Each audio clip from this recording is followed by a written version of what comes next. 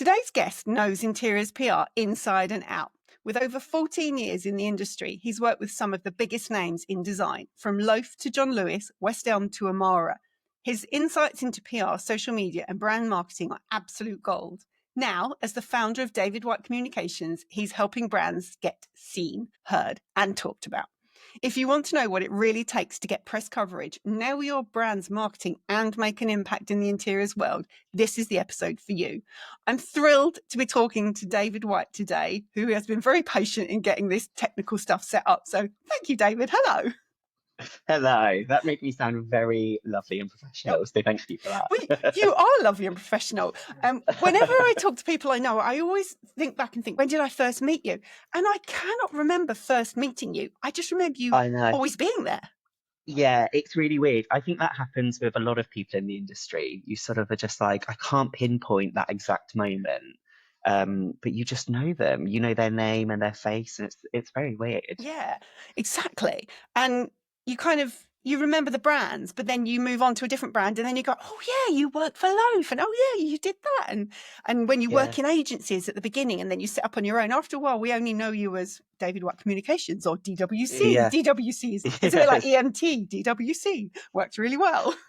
Yeah, exactly. When I was putting I knew I wanted it to be something like DWPR or DWC, but I had to do that Google just to make sure that there wasn't anything weird about the DWC, Yeah. I don't know, it would come back to haunt me or something. Yeah, or it could be something completely like wrong. Yeah, exactly. Yeah, like But inappropriate wrong.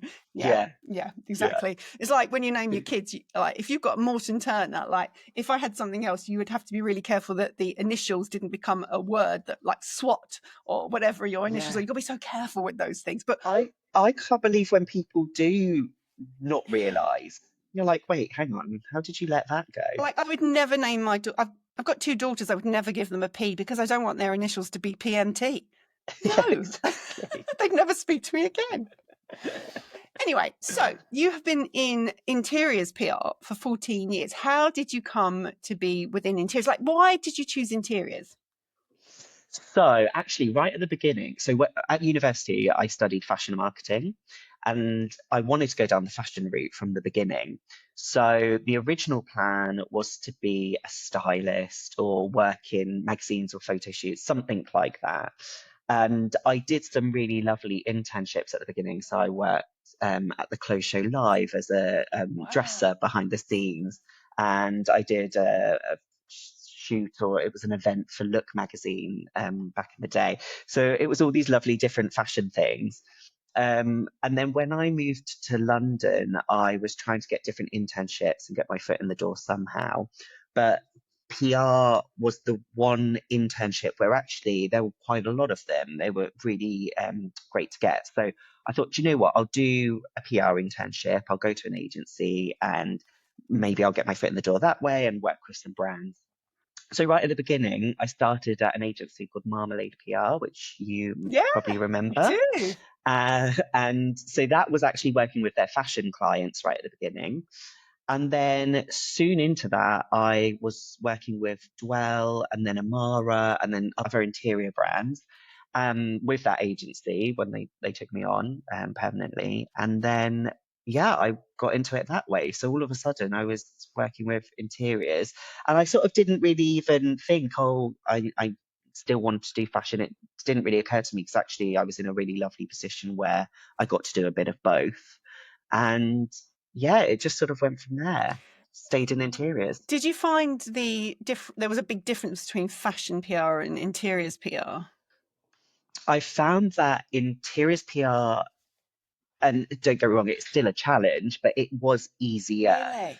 Oh. Yeah, so fashion, the brands I was working on were lovely, but they were tricky. So it was things like pajamas, slippers, there were Wellington boots at one point, really high-end jewelry. And these are all really lovely things. But when it's very niche and when they're small names, it's so much harder to cut through the noise because fashion brands seem to notoriously really like designers, as we know, and larger brands. And that's not always the case, but it was at that time. Whereas in the interiors world, I felt that and I still feel this now, that journalists respond really well to new names and new brands. They love someone new coming on the scene and really talking about that. So that was really exciting because it meant you could get a name out there a little bit easier. Whereas fashion, yeah, it was a bit of a slog at times. That's so interesting because I think you're absolutely right. Like, as someone who, like, so I've been writing for 20 something years, and actually the thrill of finding someone new is like, I've got this great secret brand that you need to know about. Like, Yeah, writing that was literally what we lived for. But we, you know, yeah, you always mention your favorites and your high streets, and you're making sure that whichever magazine you're working for, you're at that level and the names that they recognize are there. But you always, like I always say, when you write for a magazine, you want to inspire, and that could be with the way something looks or the way you put something together, or that you give them a new brand that they are excited, like it's there. Because if we share our little secret with them, they're then like, oh my goodness, have you seen this cushion? It's from this little brand. And that's a real absolutely. thrill. Yeah. Yeah, completely that. Yeah. And so that's a real pleasure to work in the industry because of that, because it feels really exciting. And actually, one of the best things about, for me, with working in PR is when you get the coverage. So if it is a smaller brand and they get mentioned in a magazine, you're just so happy for them. And you feel like you've done a good Yeah. job because that's exactly what you're being paid to do. Yeah. So yeah, it's very I nice. can imagine what that feels like because yeah, I can just imagine what that feels like. When I, Mm. because I'm the founder of Inside Stylists, I do my own shoots and all of that. But if someone mentions in a conversation to me, oh, yeah, this brand, I've just done this shoot, they found me on Inside Stylists, I do a little happy dance inside. That is the ultimate thrill. And I imagine that's exactly what it's like for you. You're like, oh my God, they're in the Times or wherever it is. Yeah, It's like, you feel like it's you getting that kind of reward, even though it's their brand. exactly. It's such a good feeling. Yeah. Exactly. Yeah, it's really nice. It's definitely, I'd say it's the number one thing as a PR, which it never gets old. Getting coverage never gets old. It's a very lovely feeling every time. Yeah. So yeah, it's great. Gosh, and 14 years on, you're saying that. So that's great. You're in the right Yes, job. yeah, absolutely. No, I am. I definitely am. It's great. So you set up on your own last year? Was it last year or the year before? Yeah, so it's 6 months ago. 6 months ago. So Is that mid all last it's year. been? Yeah, Wowzers, you are yeah. doing amazing. It feels like a lot longer than that. So tell me about that. How did that happen? So it's something I had thought about for a while, and I had always had friends. I've got friends and peers who are freelance as well or set up at their own agencies. And they would always say, "Oh, it's great, you should do it, take the leap." But it's just that sort of fear. I was also in a really lovely position with my job before. I was in-house and I was really proud of that role. I think a lot of PRs, when you get an in-house role, as you said at the beginning, you sort of become David from or this person from, and then that brand. And I loved that. I felt really accomplished that I had done that. But I was there for 7 years and I started to feel like I could do as much as I could there.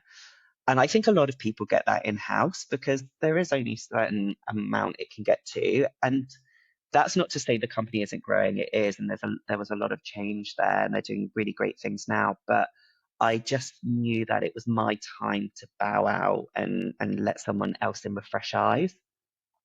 I actually think there's something really nice about that feeling as well, as horrible as it can be and scary as it can be. That sort of feeling of, do you know what? It's my time to actually exit and do something else is really a positive feeling. So I did that. What happened was I actually reached out to one of my clients who I'm still working with now, so Slow, who is a sofa brand, and I loved what they did. So I reached out to them with just a really nice intro email and we had a call and we just got on really well. And the founder, Greg, just said, "Oh, we are thinking about PR. If you were freelance, then we could work with you." And I just took it as a sign. I was like, "Do you know what? I'm gonna do it. And if in 3 months' time there is no pressure, if they didn't want PR by that point, it's okay. I'm just taking this as like a sign of what to do." And that's what I did. So yeah, handed my notice in, went freelance. Luckily, he did still want to work with me, so had him so as my first client, and yeah, such a great client to work for.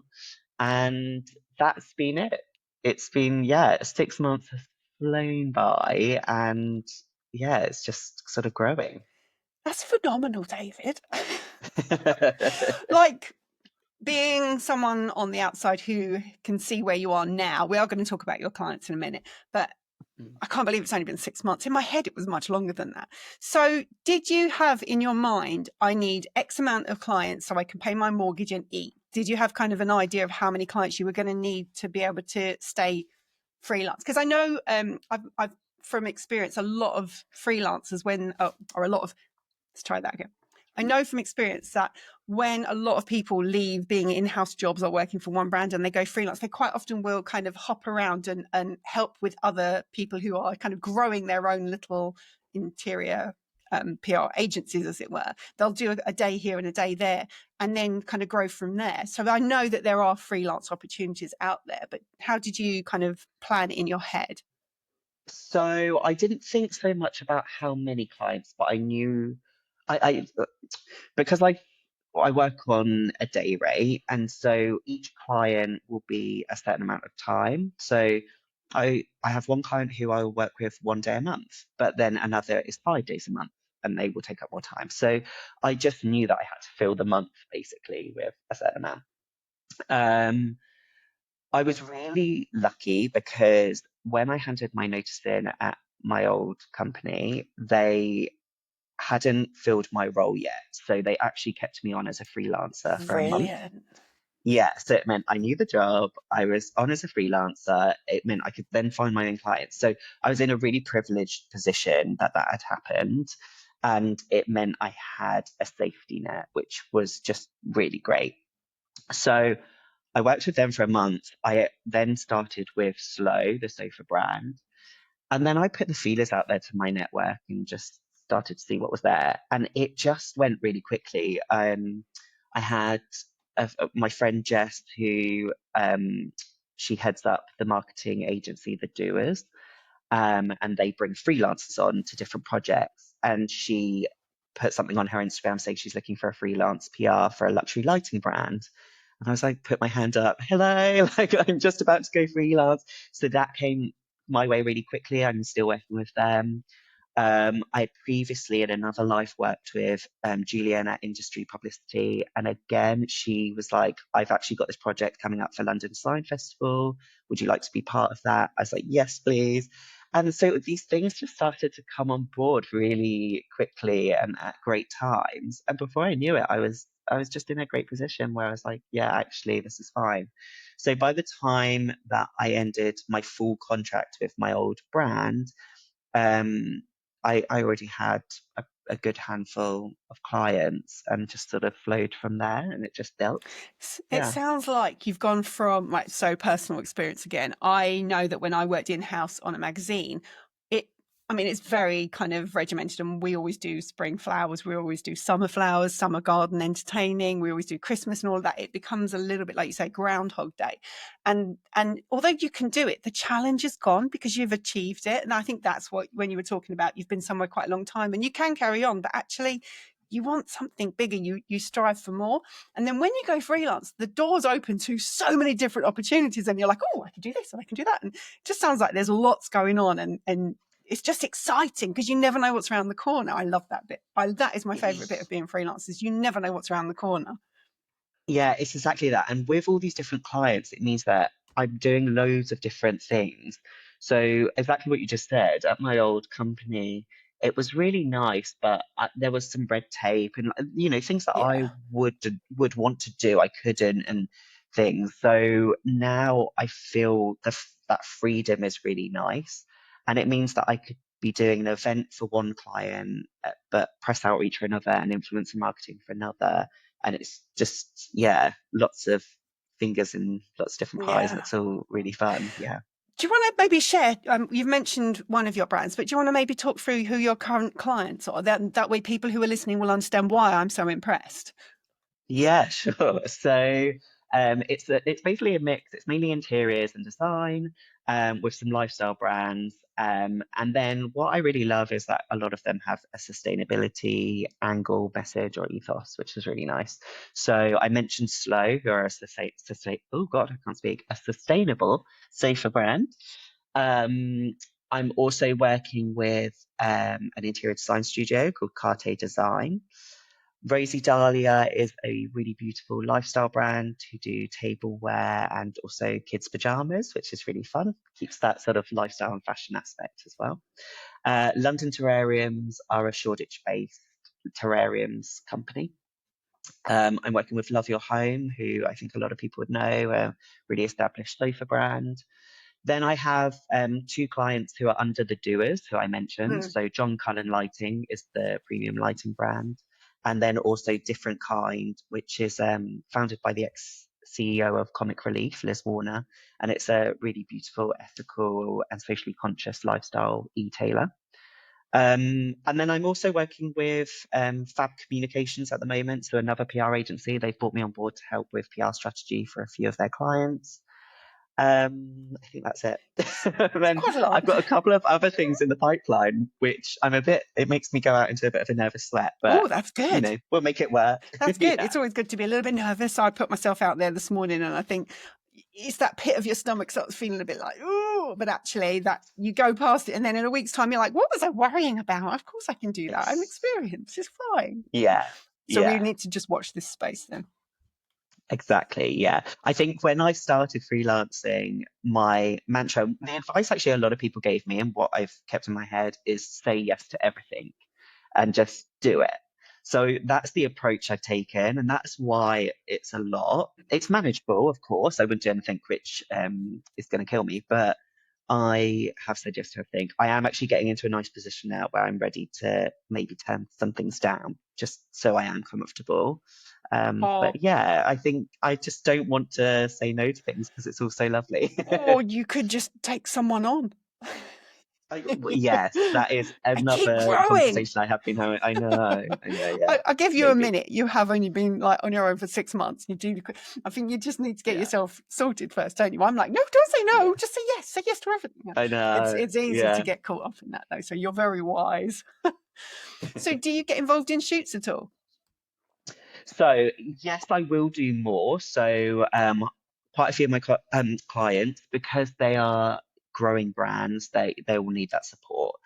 I've had some experience in the past, but this is going to actually be a really nice challenge for me. So it's definitely something I want to dabble in more. So yes, and I've got such a lovely network of stylists and photographers and proppers, and so yeah, it's hopefully something I'll do more for sure If you could squeeze it in with your if busy I schedule. can. Yeah, fingers crossed. I saw earlier in the year you were representing Sophie Robinson, Mrs. Colourful. Yeah. Tell me how that came about and what that was all about. So I have known Sophie for years, and we all know how fab Sophie is, and she is the queen of color. And I saw that she was looking actually for social media support. And at the time, so at my previous job, I was PR and social media manager. So when I went freelance, the social media side of things was something I was still offering as a service. So I reached out to Sophie and just said, hello, I've gone freelance. Like, if you're looking for a freelancer to do it, maybe there's a way we could work together. So we caught up on a call, and what she needed for social media probably wasn't right for what I was doing, where I was at. Um, yeah, it wouldn't have been right to sit in line with what I was doing.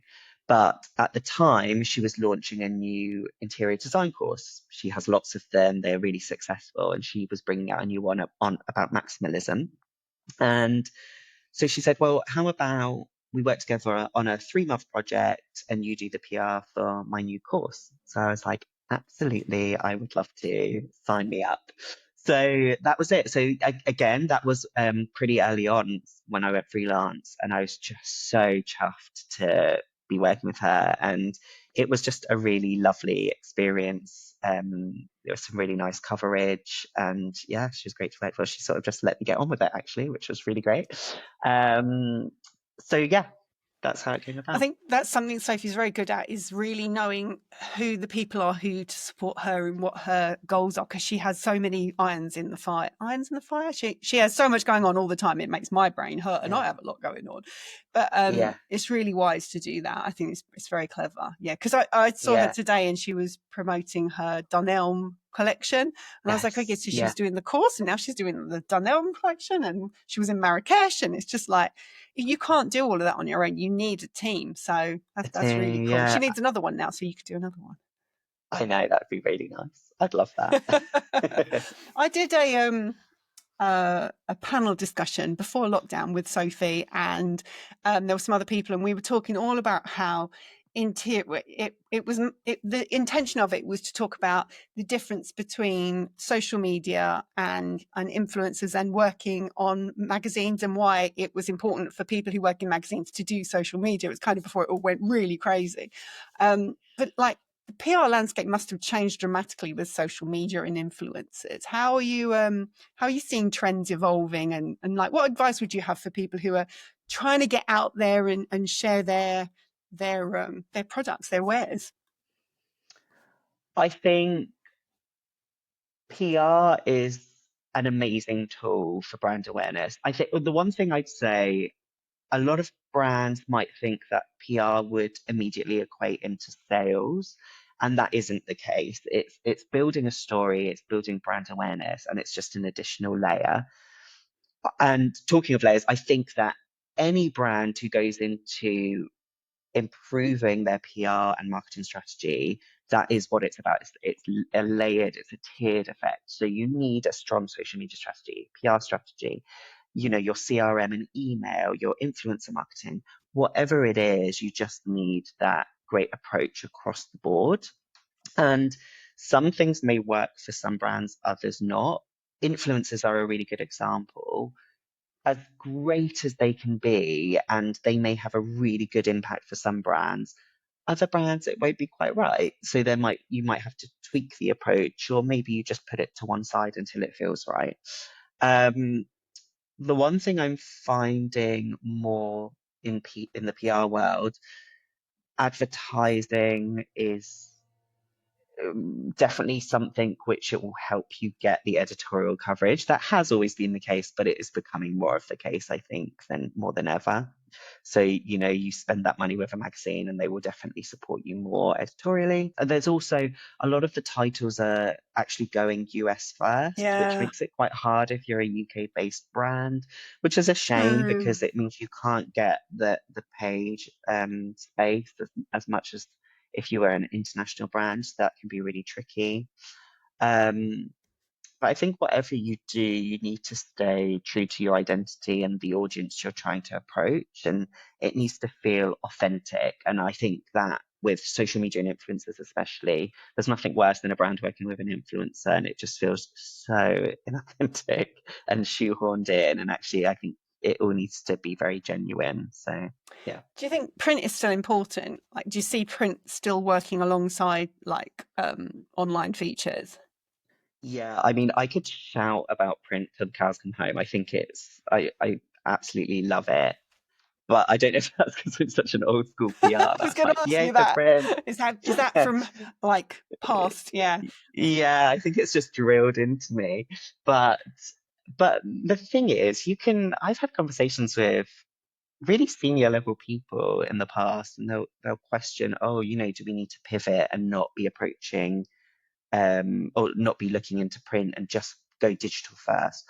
But there wouldn't be the magazines still if they're not being read. Mm. Like that, there's an appetite there from people. They still want that content.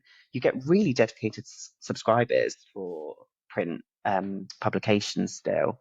So, and it's like anything, right? So the um the sort of revival of vinyl and records, or people Yes. thought that when Kindles came about that books would maybe die, but actually people love a book still. And there's a reason that brands like, is it Folio, who do the really Oh yeah, yeah, yeah. The beautiful books. book Yeah. covers, and people want to collect them, or coffee table books, everything like this. And I think actually a lot of magazines are seeing that now and taking that approach, makes a magazine really beautiful and something you want to cover and have out so that people can see it.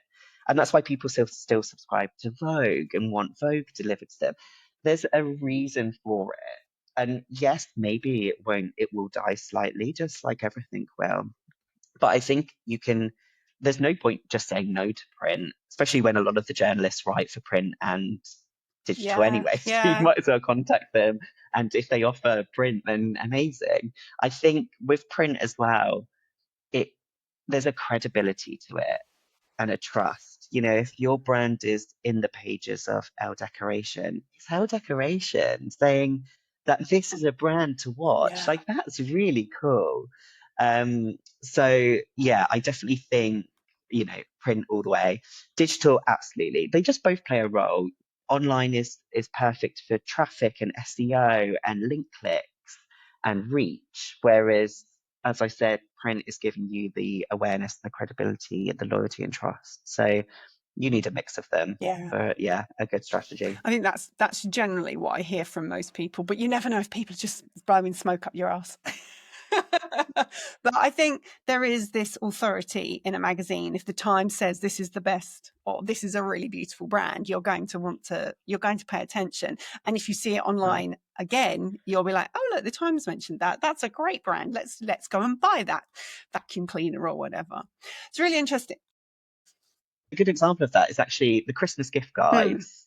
We know that so many of them, and actually, as a PR, to get in those pages, gosh, it's a real struggle because you're Of fighting against course. however many brands and PRs. But a lot of the time, year on year, what you'll see when you look through each gift guide, there is usually an item or two which you will see throughout a lot of them because it's like the item. And I always think when I'm going through them, I mean, it's a bit different as I guess, a reader. You wouldn't be reading all those publications. So I'm in a different position where I'm scouring for Yeah. the coverage. So I see them. But I think, whoa, if you did pick up one and then see it again in the other, you're going to be like, well, that seems like the it thing to have this year. Yeah. So you're going to want it. So it has that impact. I remember doing gift guides at Woman and Home, and we would start them in the November issue and finish them in the January issue. And and this was before real Christmas, and we were Yeah. so done with Christmas by the end of it. Yeah. When online became a thing, we would do an online issue, like an online gift guide in November, the real gift guide in December. And then because January issue Yeah. came out in December, we did a little gifts for the home, to say thank you for having me for dinner. And it's a candle or how to send your home. Yeah. And they're all gifty sort of things. But gosh, that just didn't end. So you said earlier, I thought it was really interesting. You're closer to my daughter's age than me. My girls are 18 and 21, and they buy books. I was just referring back to what you were saying earlier. They buy books, they buy Yeah. vinyls, they buy Yeah. CDs. And we pay for family Yes. Spotify. They do like to have all the CDs of all the different. It was K-pop. It's not K-pop anymore, but they Okay. do. They get all of them, and then I will buy. I like yesterday. I had my latest Elle decoration landed on the doorstep, and I was like, "Oh, I'm not going to open it. I'm going to wait to savor it for later." Yeah. It's a real ritual. It's like I'm going to wait till I can read it properly, and I opened up the cover, and it was all like coppery and shiny, and I stroked it. It's like, oh my god, Yeah. Emma, get a life. But I can't separate myself from Emma, the interior stylist, and Emma, the person who's into interiors. But the pleasure of opening up a magazine, and I think if people don't do that, like my kids don't buy magazines like I buy magazines, and I think they're missing that pleasure that Yeah. of feeling it in your hand. And I mean, they'll pick up something to go on a long train journey, or if they're going on a flight or something. But in general, they don't buy magazines, and that's where it's Yeah. like you're missing out. You need to go and enjoy it. Totally. Yeah, especially if you have a real interest in something, whether that is interiors or music or fashion. It's so, and these, maybe, I don't know if people don't realize, but these publications have really in-depth articles as well, which cover really great Yeah. stories. And it's really insightful. And yeah, it's definitely, I agree with you. There's something about taking a magazine and it's a real moment for you. You make a cup of tea and you're really gonna just delve into it and each page, and it's a really lovely feeling. Yeah, and do you know what? It's the silliest thing, but because they're now all delivered in paper, it's not even an envelope, it's just paper. I love tearing that paper open. I do it, I don't rip it Yeah. open like a nutter, but I do like that. Lovely. Yeah. Love that. Yeah. Um, I wanted to talk about your thoughts on AI because AI is coming into the interiors industry. I actually did stories on Instagram just before we went. Well, we tried to go live. um, how are you seeing it coming through, and how is it affecting what you do? I definitely see it creeping in.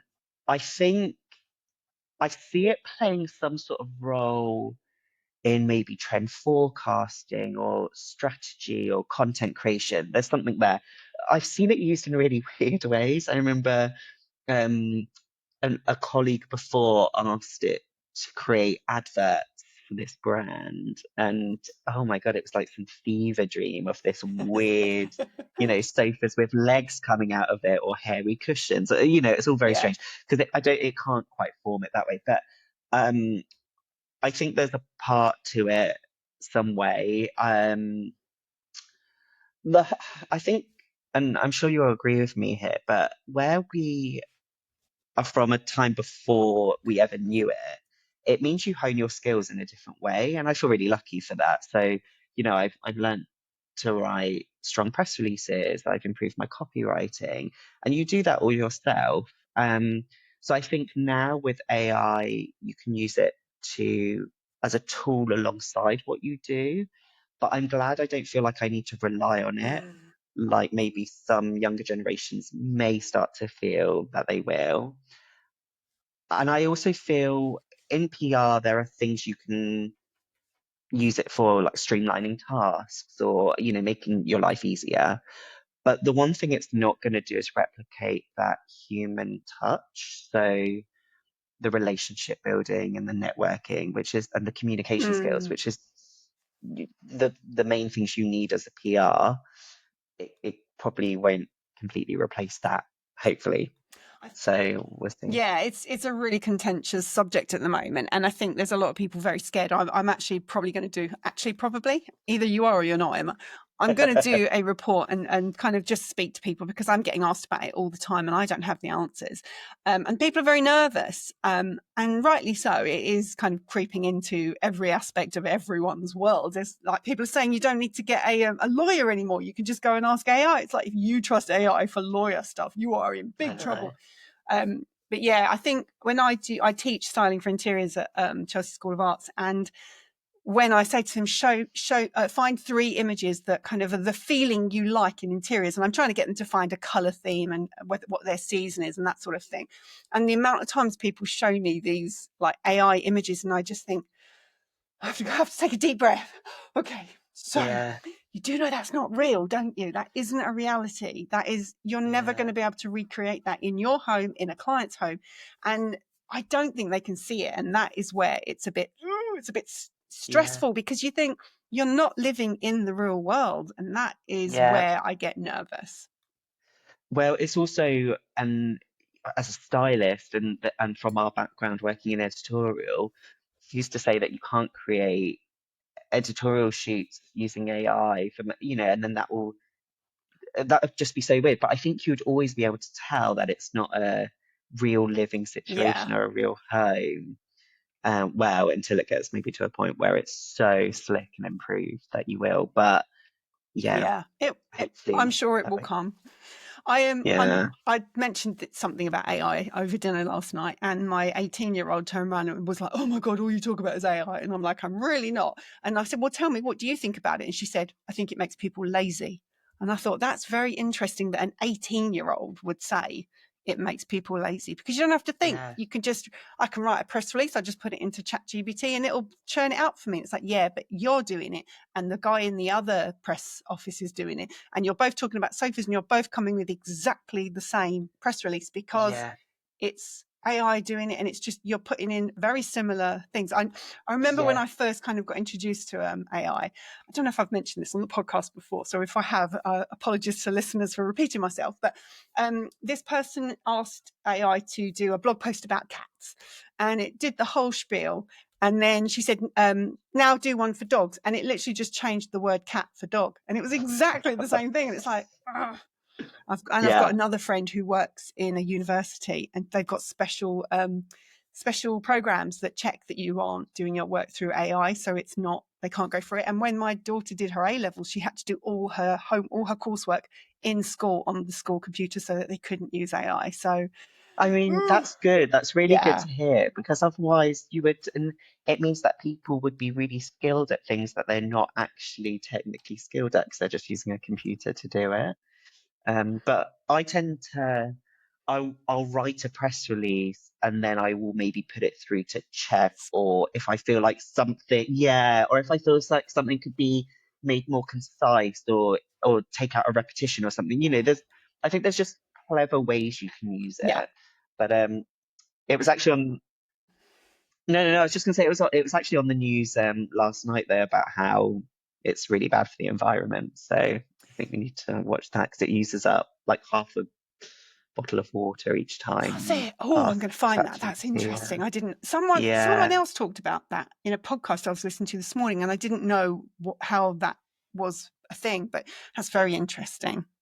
yeah. It still sort of went over my head because I was like, I can't quite work out how that's happening. But Yeah, yeah, I'll that's what. research that and tell you. Yeah, please Just do. wait Yeah, a couple of weeks. ChatGPT, give why me are you like, using up so much yeah, water? exactly.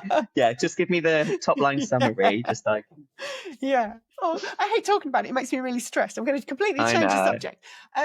So when I first started thinking about setting up Inside Stylists, I did a lot of research, and part of that was talking to lots of PRs and asking them if they thought there was a good resource and what would they look for and what was useful and stuff. And I learned so much about what goes on behind the scenes with PRs, and I had no clue. And at the time, I had been an interior stylist for over 10 years, probably longer than that.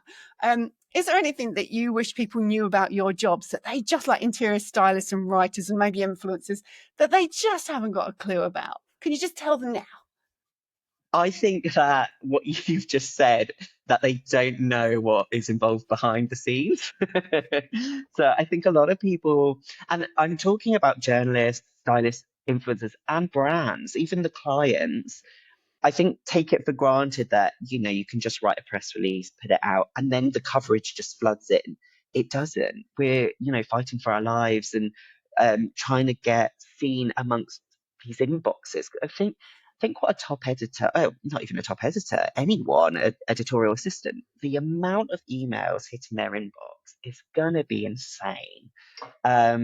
So there is a lot that happens that goes on to get the coverage. And, there's so much more to PR than just coverage. I'm using coverage as like Yeah, the end blanket goal, but term. obviously there's more to it than that. But we're crafting press material, we're organizing shoots, pulling together strategies, so many things that go in the mix.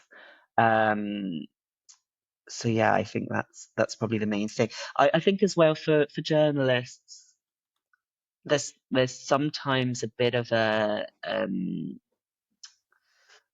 maybe they think that we're bugging them, but and maybe it comes across like PRs can be annoying, and I'm sure some are. I think some PRs probably don't play it well at Some all. really are. You have to, yeah, you do have to be very conscious of, okay, if I was an editor, how would I respond to that? And this is why a lot of the time PRs are better off doing really targeted one-on-one pitches and sell-ins, so you really understand, the journalist can see that you understand the story. And um but I think we're not being annoying as PRs. We're just trying to do the best for our client. And I think that's where, and then equally, clients need to understand that we can't just pester journalists.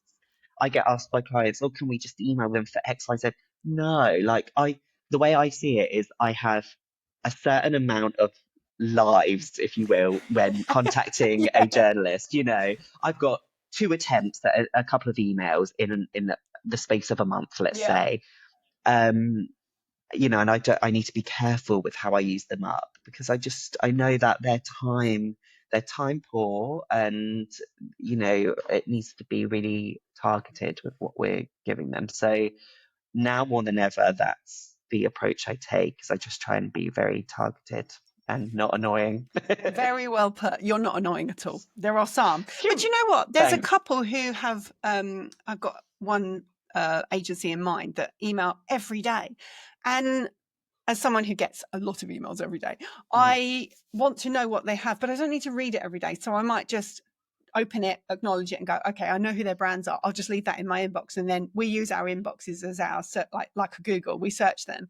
But you're not annoying. But even them emailing every day, it's not like it's in your face and it's not the same thing over and over again. And I think that's what you're saying, is that your lives are, I've got 2 sofa shots and I've got 2 this and I've got 2 that. It's not, here's a sofa, here's a sofa, here's a sofa. That's a very good point. That is very good. I think what you just said as well, it's PRs need to have that understanding that when they send an email, journalists, and this is the feedback I get from many journalists and stylists, they do file the email away, or it's put away into somewhere where when they come to something which is about sustainable sofas, it will be there and they will come to you when that feels right. We all need to have that understanding. It's not going to be right for right now, but it could be further down the line. You just need to put a bit of hope that there is as well. Yeah. And also just follow up at the right time, just not pestering with loads of, have you seen this email? Have you seen Do this you know email? what? As you said that, I was just thinking that when when someone sends out an email and then a couple of days later they send another email back, but they put in front of this, as if to say, I'm getting back to you on something. I'm replying to an email you sent. That's so cheeky. Yeah. They might get deleted without being read. Absolutely. Not standing for those games. Bye. But also, I think it's really useful when PRs put sustainable sofa in the title, because then it's going to show up way quicker when I do a search than if you are putting blah blah blah blah blah brand name. I'm not going to think to do brand name. I'm good. Like, quite often I will do lighting, lamps, and then I'll just see what comes up. And Exactly, and when the title's good, there's good SEO in your email titles, it works. It's going to work. Exactly. Yeah. See? I tell you what I don't understand. How do you remember, like, in fact, I've got to tell you something before I do that. There's loads of press launches happening. You see lots and lots of people. I'm going to ask you a question in a second, but first I have to tell you, I went to a loaf press show and you gave us a mug. It was grey and it looked like it had been hand thrown. Yeah. I don't have chipped stuff in my house. I hate chips. Everything, I want everything to feel like a shoot. It doesn't look like a shoot, but I chipped it. I drop things all the time. No one will let me throw away the loaf mug. Got to keep the loaf mug, and I thought, I've got to tell you that. Anyway, we get attached to the strangest things.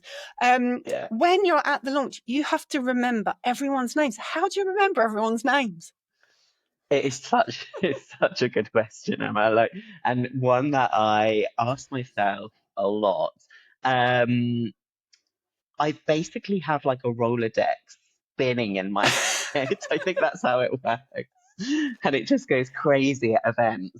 It is just years of practice. I think I was really lucky starting in PR pre-COVID and you'll know this, when there were so many events and pressures, and I miss those days so much. And I know we're getting back to that. I know brands are doing it, but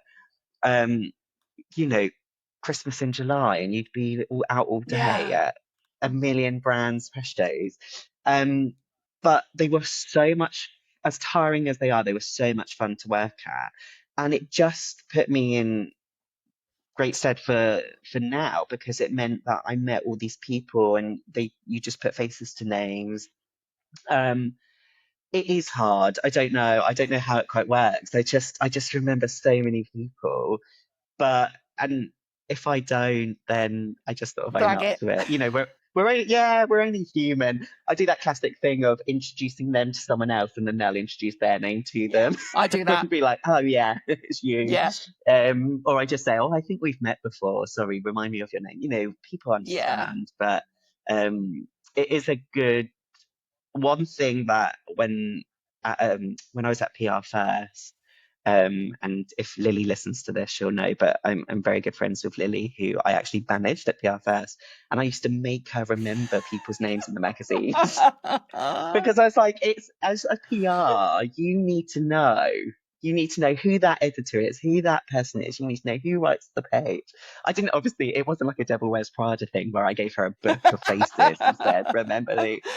But I do think it's important to know who you're talking to, because then they'll remember you, and that's the whole point. The whole game of PR is to network and be a good communicator and build relationships. So yeah.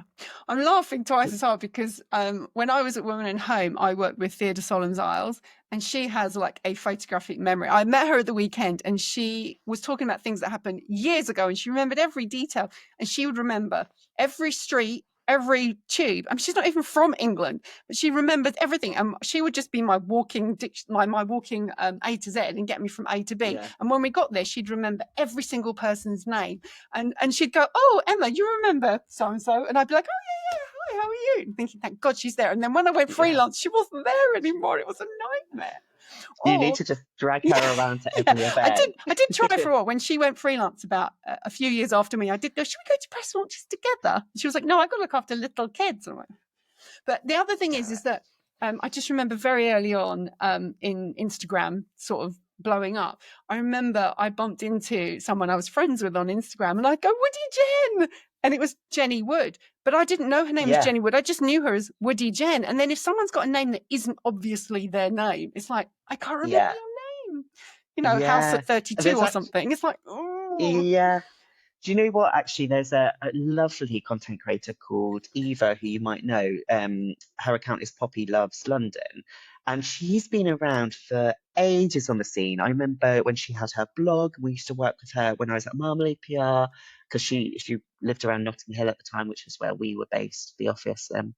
And but because her account was Poppy Loves London, I always thought her name was Poppy, and she says this even to this day, but it's not. It's Eva. But she just had it as a sort of pseudonym, I guess. But it was funny because for ages I think I probably said Poppy, and yeah, it's completely wrong. So my last question is always the same. Always the same. What's next for you? Okay, so definitely growth, but in a way that feels right for me. You mentioned earlier about potentially getting someone else working with me and growing the team, and actually that could be really, really lovely to do. So I'm really open to that. It just depends on who it is and what the work that's coming through is and things like that. So definitely something I'll consider. But I'd love to keep working with other brands. I want to make sure that they align with who I'm currently working with and the sort of messaging that I have across all of them. So design, sustainability, that sort of thing. And then the main thing I want to do actually, which I have started doing, is on my TikTok, which feels very, very cool and trendy. I'm down with the kids here, but I want to start sharing more industry insights and my experience of working in the industry, PR, freelance, interior design, whatever it may be. So I'm going to have, I think I want to try and have more fun with that because I'm already putting out sort of day in the lives or behind the scenes of events and things like that, which has been really fun to do. So I think I just want to hone in on some more like inside industry, knowledge there. So yeah, I guess watch this space. That's very cool. Yeah, I shall go follow you now because I've got the TikTok. I've got the TikTok. I got the TikTok. I have. Do you know what? I did a post years ago with my daughter of this dance thing, and there's me, and I look. My hair's much browner. That's how long ago it was, and she's like tiny with great big teeth, and now she's had braces and stuff. And she said, "Please take that down." And I've hardly done anything since. So, and I put a couple of posts, like some snippets of podcasts out, and she said, "My friends keep coming up to me asking me if this is you." Like I'm showing up on all my daughter's friends' things, and I'm like, "Yes." Older people, it's not just for younger people, it's for older people too. Yeah. I think there's a whole kind of market to tap into there that is just being underutilized. Absolutely. It's really interesting because I could go down, I use Instagram and I have a work Instagram account. And I could go down that route, which I probably will also put it there. And I could go down the LinkedIn route. But actually, I think there is a real appetite for it on TikTok. And people go on there to search for insights and news and to get, some advice and things. So why not? I'm going to give it a go. Let's see. Yeah. I am very excited about that. I randomly just chucked one thing up there and I'd already put it on Instagram. And I think on Instagram, I got like 400 views and I was like, woo, 200 views. And then in less time, TikTok got like nearly 2,000. And I was like, oh, this is way more fun. This algorithm is working in our favor. So yeah, Exactly. exactly. It's great. Well, I got your Instagram. Your Instagram is at David White Comms. I should have shared this ages ago. And your website is Yes. davidwhitecomms.com. What is your TikTok? TikTok is I'm David White, really bad grammar. So it should have an apostrophe, but obviously I can't squeeze that in. So just I'm David White. Yeah. No, the kids Yeah, don't it's care about that. right. Who cares? Apostrophes aren't needed. ChatGPT will pick No. that up. Yeah, exactly. Coming full circle. Well, David, thank you so much for your time, extended time dealing with tech issues. My goodness, it's been a challenge, but it's been such a pleasure to talk to you and kind of get your insights on everything. It's been really, really Yeah, fabulous. So thank you so much. I've absolutely loved it anytime. Thank you.